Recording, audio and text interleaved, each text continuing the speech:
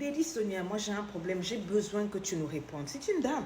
Elle prend un coaching et me dit, Lady, this is too much. J'aimerais que vous me disiez quoi faire pour que mon homme ne me trompe pas. Écoutez un peu, j'ai fait ce qu'il faut faire. J'étais avec un homme depuis au moins 2-3 ans. C'est-à-dire 6 mois après notre mise en relation. Mon homme, je l'ai déjà avec une nana. J'ai fouillé dans son téléphone, là, pourquoi j'ai vu qu'il voyait encore son ex. Du genre, des messages, il disait, oui, bébé, on se voit, c'était bon, c'était frais, ton cookie, ton Jessica, je suis rentrée ici, je suis sortie par là et tout, on se voit, J'ai dit, j'ai allumé le gars, faut pas le voir trembler. Mais je ne sais pas ce qui m'est arrivé, je ne sais pas ce qui m'a pris, en tout cas, ça ne va plus jamais se refaire, je m'excuse, demander des excuses par-ci, excuses par-là, par-ci, par-là, pam, pam, pam, pam. J'ai dit, bon, on m'a dit que tous les hommes trompent. Si je me fâche comme ça pour une première fois là, tout et tout, je vais lui pardonner. Promets-moi, il a fait serment, il a juré et il m'a même dit, tu vois le serment d'Hippocrate que les médecins font par rapport à leur profession, ils jurent de faire ceci, de faire cela là. Je te jure que je ne vais plus jamais te tromper. C'était une erreur. Il est rentré ici, il est sorti par là. J'ai pardonné, on a continué la relation. Et puis un beau matin, j'ai réalisé que j'étais enceinte. Ça faisait déjà 2 ans que nous étions ensemble. Au bout de quelques temps, là, j'ai commencé à regarder encore des comportements mystiques, des comportements minables. J'ai parlé au gars, il me dit non, il n'y a rien là, tu es en train de m'accuser pour rien. Et c'est là que bim, bam, boum, je découvre 2 mois avant mon accouchement que mon homme sort avec ma voisine. Vous comprenez ce genre d'humiliation.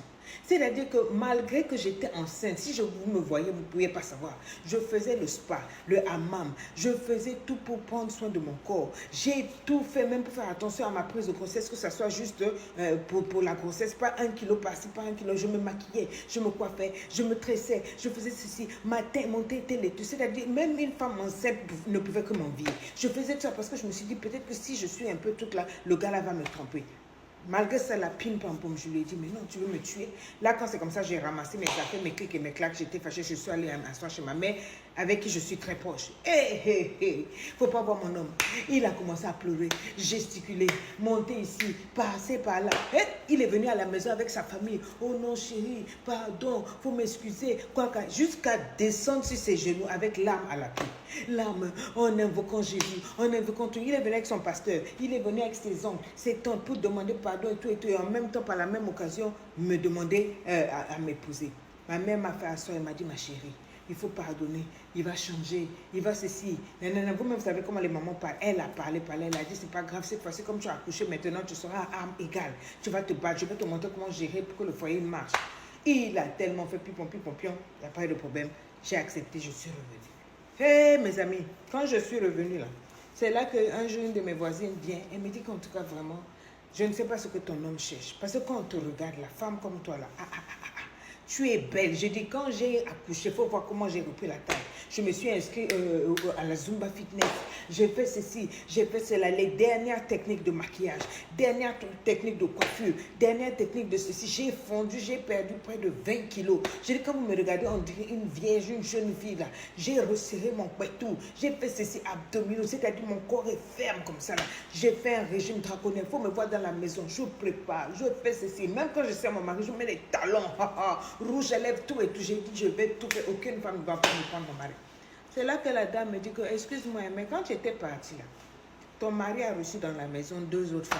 Et elle dormait sur ton lit conjugal. J'ai dit, mais non, pas vrai. Elle me dit, mais oui, sérieusement, il le faisait. Je suis allée me renseigner sur d'autres voisines là qui parlent un peu, qui ont la langue bien pendue là. Validé. J'ai dit que, j'ai affaire à ce moment, j'ai dit, mais à ce point-là. Donc, même quand j'étais fâchée que je suis partie chez mes parents, tu as fait rentrer non seulement des femmes ici, là, jusqu'à les faire dormir. Il a dit que non, c'est faux. Elles n'ont qu'à emmener les preuves, quoi. Comme les voisines, là, n'avaient pas pris des photos, quoi, là. Je dis, il a râlé, parlé, monté, soulevé sa cravate, soulevé son cerveau ici, là. Partout, il a parlé. J'ai dit, bon, ce n'est pas grave. Et puis, c'est là que je suis dans mon foyer. Bim bam boum, je découvre encore quoi. Il a repris avec l'ex là. J'ai dit, mais non, finalement, tu as quel problème? Finalement, qu'est-ce que tu me veux? Après tout ce que j'ai fait, tout ce que je sais, ce qu'une femme doit faire dans la maison, je fais. Quand on a dit de mettre ici là, des trucs dans le pétou de Jessica, j'ai tout mis. Il n'y a pas une chose que je n'ai pas mis. Gingembre, cristaux de menthe, quoi, tout. C'est toujours propre, toujours prêt. Quand il veut, il peut me prendre même 2 fois la journée, 2 fois la nuit. C'est-à-dire, je donne tout malgré ça, le gars, tout et tout. J'ai dit, c'est là, tu vas venir me tromper encore. Cette fois-ci, j'ai dit, je n'en peux plus. J'ai ramassé mes affaires, je suis allée m'asseoir à la maison. Ma maman me dit que non, qu'il faut que je comprenne que ça, c'est l'immaturité. Un homme, ça tombe. Donc, est-ce que je vais casser mon foyer pour ça? Et donc, comme la famille du monsieur l'a fait pression et tout, ma maman, c'est le speech de ma mère qui me dépasse. J'ai dit à ma maman, tout ce qu'une femme peut faire de logique, de normal pour garder son homme, j'ai fait. Je n'ai plus d'arguments, je n'ai plus rien. Maintenant, tu me dis de repartir là-bas. Moi, je n'accepte pas l'infidélité. La maman dit que non, il ne faut pas que j'appelle ça infidélité. Que je dois simplement appeler ça la masculinité. Qu'est-ce que vous en pensez? Je suis brisée, brimée. Parce que si je repars là, beaucoup me disent non, tous les hommes tombent de repartir. D'accord, je vais repartir là, mais je vais faire quoi? Parce que je n'ai plus d'âme. Je suis déstabilisée. J'ai perdu confiance en moi. Parce que pour que je fasse tout ce que j'ai fait comme sacrifice pour que mon corps et mon âme et mon esprit soient comme ça, tout ce que j'ai fait pour servir mon mari, si malgré tout mon mari me trompe, je me dis je n'ai plus rien à faire. Je ne vois pas ce que je vais aller faire encore là-bas. Toutes les positions du Kama Sutra, j'ai fait. Il cherche dehors. Cuisine, il cherche dehors. Enfant, c'est pas comme si je suis stérile. Il cherche dehors. L'argent, je mets tout dans la maison. Je m'arrange à ne presque pas lui demander les choses. Je fais les petites factures, tout. Voilà, vous me voyez, je suis belle, un tel laiteux, jolie, mes joues là, on dirait des grenades. Et tout, malgré ça, il va dehors. Quand ma maman me dit de repartir là, je me demande, je vais repartir là, je vais aller faire quoi? Pour être trompée tous les jours, jusque sur le lit conjugal. Dites-moi un peu quelque chose, je suis dépassée. C'est pour ça que je suis venue poser la question aux mamans ici et aux femmes ici. Qu'est-ce qu'une femme peut faire pour que son homme ne la trompe pas? À vous la parole et à vous la parole. On vous écoute. Ah.